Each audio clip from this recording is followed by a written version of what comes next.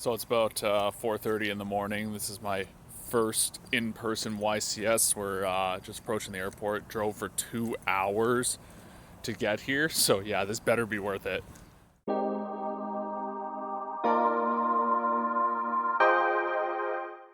So we are back from YCS Vancouver, and spoiler alert from the clip I took before the weekend that you just saw, it was worth it.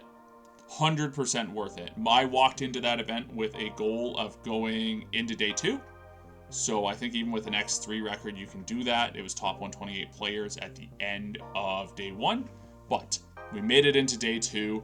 I was able to win both my matches in Swiss during day two, and then here we are. We made top 16, which is fantastic. So I did a deck profile for Hakuna Matata.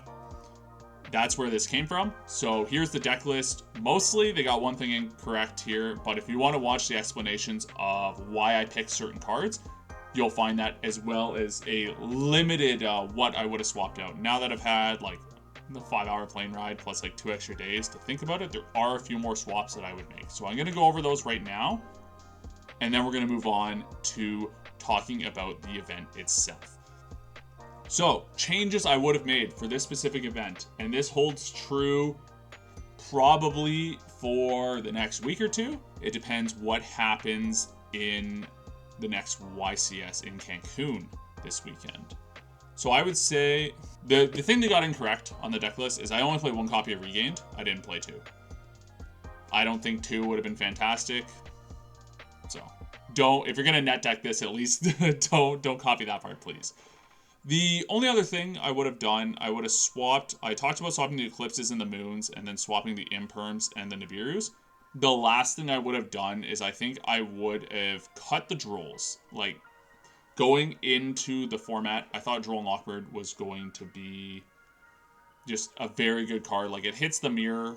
It was going to hit stuff like Manatium, but you'll see in the top 32, there was one Manatium list. I didn't play against Manatium the whole weekend. Plus, the Bystials already do work against that deck, as well as Ash Blossom. So I think we're fine there.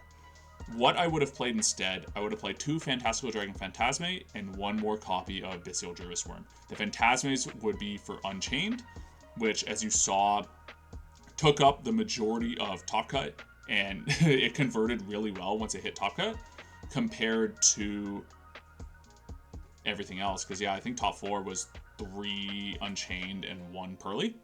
So, and then the Druid Swarm is also for Unchained, just to have those additional answers. I only played against Unchained in my top 32 match. I got hard carried by 2 factors in game. So game 1, I lost. He made the full board, and I wasn't able to play through it very well. There were some weird interactions that happened that I wasn't too familiar with, i.e. using the Soul of Rage to summon Muckracker and using that to protect against a 11-year that I searched to pop, because you're able to tribute other things than just the Muckracker, so it's a different ruling than what Hugin, like the Runic card, would do. But I won game 3 and game 2 on Call by the Grave. I drew it both games. Game 2, I was going first, so I saved the Call by the Grave. When the red dog went to grave, I called by it, which was fantastic because it ruins his Yama Search. He doesn't get to set the trap. So that really gave me that winning position. In game 3, he bricked, he Prosperitied for 6. I had Ash, I held it because I wanted to see what came out the Prosperity, and it was stuff like anti-spells, and then there was a Sarama, the one that puts something from grave, sets something from grave, and then destroys something. And he took that, so I'm like, okay, holding the Ash was correct. Like, he has bricked. This is going to go really well. So he set 3, set the Sarama pass, and then I went for turn. I had the Call by the Grave, I had the Ash, I held them. I basically went Seal's Pass at that point because there wasn't much I could do, and I didn't want to get his engine going. And because if I destroyed the Sarama in battle phase, by attacking it, I wouldn't be able to activate the Call by the Grave. But turn 3, he tried to pop the Sarama with something. I think he had the trap, like he flipped it and then did the trap, and then I used Call by the Grave after. And that was pretty much the game.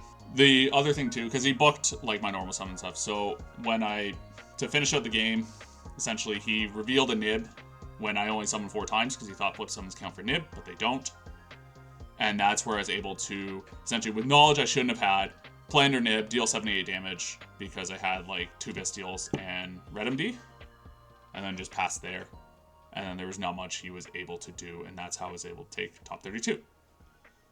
So other than that, I think that was the highlight of the event. I know you don't want to hear me ramble for like an hour talking about the event. You've seen the list. You heard my initial thoughts. Super happy. What's next? I'm going to be going to a regional in Niagara in a few weeks. So probably play... I don't know if I'm going to play this deck or not. I feel like I want to challenge myself and play something else and sort of get out of my comfort zone. So whether that be something like Tier Laments, now that I have my invite already, could be that. But if you have any suggestions of what I should play instead, be sure to leave that in the comments. Thank you so much for watching. All the new subscribers that came over from Hakuna's channel, glad to see you here. Hope you enjoy the content, and I'll see everyone in the next one. Top 32, 28th place. Let's go!